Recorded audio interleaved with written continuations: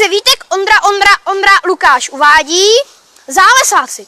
Díl 5. Co se to tu sakra stalo? Ty vole, hej oši, to bylo maraz, prostě my jdeme lesem, ne, víte co? A Hrbáček jde předem s tou jeho zlomenou nohou a my všichni zdrhneme, jak se to propadává. Kočka má, vole, druhýho toho.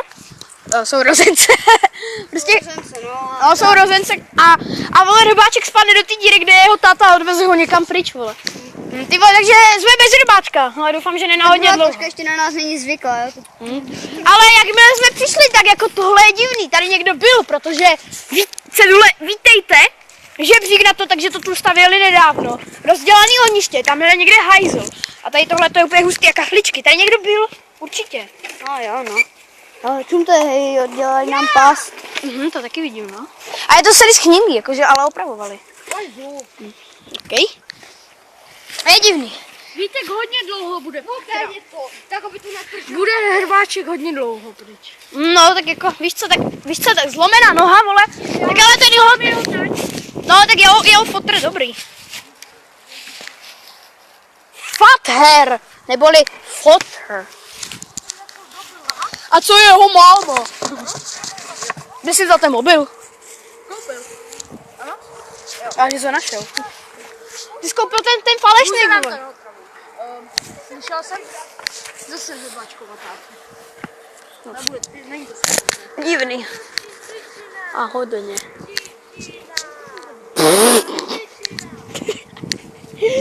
Hej, ten žebřík celkem udrží, tady vážně někdo jakože stavil. Čiči. Máme dvě kočky. Teď nevím, jestli je to dobrý nebo špatný. Dobrý je to v tom. Jo, sice je to unikový východ, ale zase, jako víš co, nemáme. Ale víte co, brzy přijde zima, takže jestli to spadne, jo, tak to nemá co podepřít, takže... Tak co mít vchod tam a tohle to zadělat žebříkem? Ne, žebříkem ne, to nám někdo čorne. To je taky pravda. Tak já jdu dovnitř i s tím žebříkem.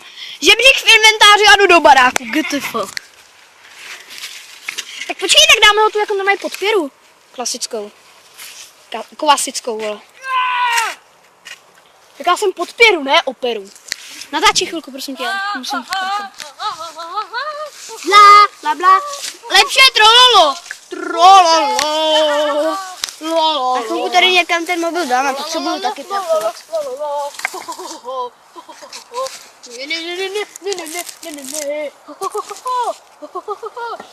Hej, víte, když tak ho máš tam, jo? Svatý kříž, to je ukřižovaný Ježíš. Hej, vole, čum, ono to visí. To je dobrý, ale neudrží to. No ale já... Ale nedělejme kraviny, bože, to je fakt blbě. Co tady děláš, kočku, ježiš? Ale já bych tady ten vchod nenechal, protože jako víš co, lepší, když je to útulný než... Kočka, tak to bude, necháme tam malou mezeru jako unikový východ pro kočku, já to jdu opravit trošku. Já to jdu opravit i natáčet. Tak jdeme spolu. Však jako jo, já to budu natáčet a... Pičo, tak já tady někam položím. Pičo, co tady děláš na to stromě? Tady SOS? Sos? Jaký sos? Ne, to jsme našli. Zozený, někdo tu byl, jak jsem říkal.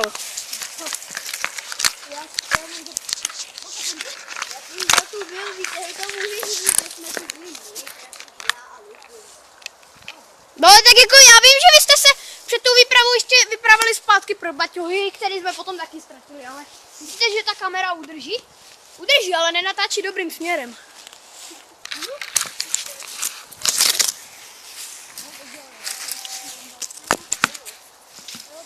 Ale už je lepší. OK. Proč já vždycky musím natáčet? Většinou já natáčím a nic nedělám, vole. A pak to posílám do televize. Ty vole.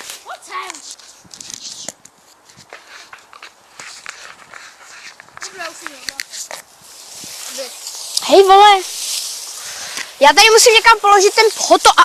tu už jsi od SOSoval.